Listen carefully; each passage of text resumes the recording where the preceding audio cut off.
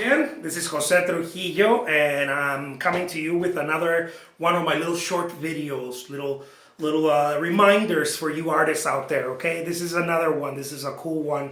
Are you making studio time, and how are you doing it? I know this is one of those things that, come on, man, leave me alone.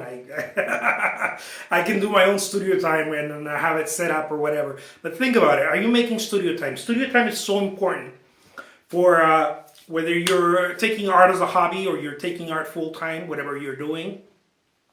You have to put in the time. You have to put in the hours. And many of us get sidetracked because studio time can be a little scary sometimes. And it can also be laborious. And when you don't feel inspired, right? When you don't feel inspired, you tend to put it away. This is, I mean, I'm not talking about you. We all do that, right? We have to train ourselves not to do that. We tend to move it aside and be like, well, maybe I'm going to work on this, I'm going to read this book about this artist, or I'm going to get inspired. I need a trip. I need to go to the lake, or this or that, or... We tend to put studio time aside. The only thing that's going to make you better is practice. The thing that's going to make you really good, it's good practice. That's another thing. But in the beginning, you just want to practice. If you don't even assign studio time, whatever that is, for you, whether it's an hour a day, 30 minutes a day or 1 hour a day, or if you're like me, you spend 10 hours a day in the studio. I love studio time. If you don't put that time right for your to create your craft, it's going to be more difficult, and it's going to prolong the time. It's going to make it. It's like everything. The learning curve is long enough already to create artwork, especially if you're looking to create artwork in a certain style or a certain technique, or you're barely getting your ABCs down. The learning curve, either way, it takes some time, and it will take you effort. And the less studio time you put in, the harder it's going to feel, the more difficult. And if you don't see rewards, like, oh man, I learned how to do this landscape, or I learned how to paint this, flowers or whatever. If you don't see the rewards, you're going to start feeling disappointed. So now for my friends who are full-time artists, studio time, this is not even a question. Like, you have to put studio time, okay? You have to go in there.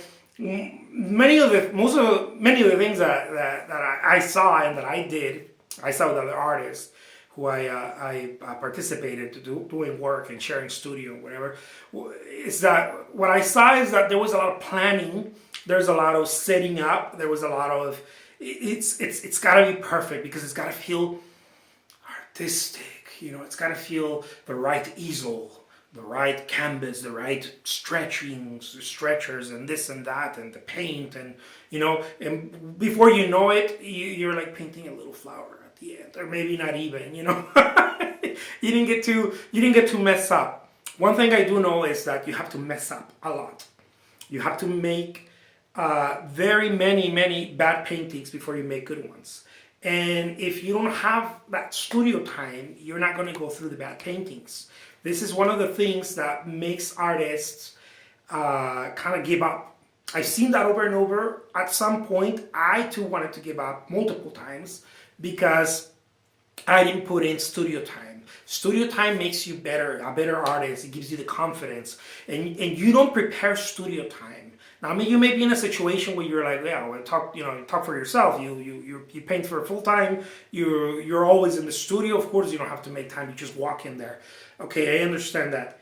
But even if you don't have something, put a desk in a corner. Don't overwhelm yourself. That's how I did it. Put a desk in a corner in your house, or a little easel. Or if you're not even there yet, get some I don't know, drawing paper. Get some drawing paper, and this is one of my sketches, by the way. Plug. Get a drawing paper, a drawing pad, and just start drawing something. I did this for a long time before I moved into having a full-on studio, and then I would put my little. Anyways, don't get don't get sidetracked with that. The important thing is that you just have to walk in there and start doing something. When you start, see, motion creates motion. It sounds cool. Motion creates motion. The more you move, the more you're going to be able to move. The more you paint, the more you will be able to paint. And it's just one of those things. You can't think your way through it. You have to do it. It's physical. It's manual. You chose something that you have to do with your hands, unless you're coons and someone else is doing it for you. That's awesome. But not many of us are coons, right? We have to do the work ourselves. So he chose, even him, I'm sure that he has to do a lot of stuff himself. I'm very sure he has to. But it's, you can't think your way through. You have to go into the studio and start doing something. You have to start pick up the brush, start doing something, start moving. Studio time is sacred time. Don't overthink it. If you don't have music, because many of us do this. I used to do this for a long time. I have to have the right music, the right light, the right, incense, the right, all this stuff. This is all bullshit, okay? None of this is true. Now I understand that you develop habits. One of my habits is that I put audiobooks as I paint, because I don't have time to read, or I don't make time to read because I rather paint than sit and read. So I started using Audible, and this helps me a lot. So when I don't have Audible, when I don't have the audiobook playing, I feel kind of like, oh, something's missing. I don't have my book. I'm not listening to this book or whatever. But that's a habit, and it's not one of the best ones. I don't have it all day, but it's something that, it's a habit.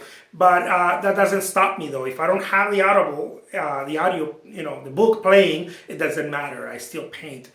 What I used to do is that if I didn't have music, I felt bad, or if I didn't have the right light, like I said, if I didn't have the right canvas or the right paint, started feeling bad. Oh, I need to, or this runs to the store. I have to run to the art store. 2-3 times a day. Don't do that.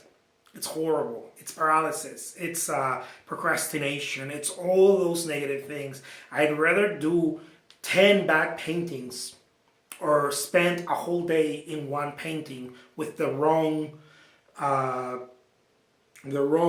materials than waiting for the right moment. Because I know that when the right moment comes, I am much more prepared. See, that's my it's not mine, but that's how I see it, right? I've learned it from other mentors. You just gotta do it. This whole right and wrong thing, it's a bunch of BS. You just gotta do it. The right atmosphere, the right studio, all of that comes, but it's not there yet, and it shouldn't be there yet, because you're going through work. You have to put in the muscle first. Anyways, I know I overtalk, but I love to talk. Come on, this is why I do this. Otherwise, I wouldn't be sharing this with you guys. I'd just be painting. You would never hear about me unless you bought one of my paintings somewhere. All right, so studio time. Make time for studio time. Studio time is sacred time. Get in there and start painting. All right? Take care. My name is Jose Trujillo. I am the world's greatest living artist. Come on, you got to know this by now. Take care. Until next time.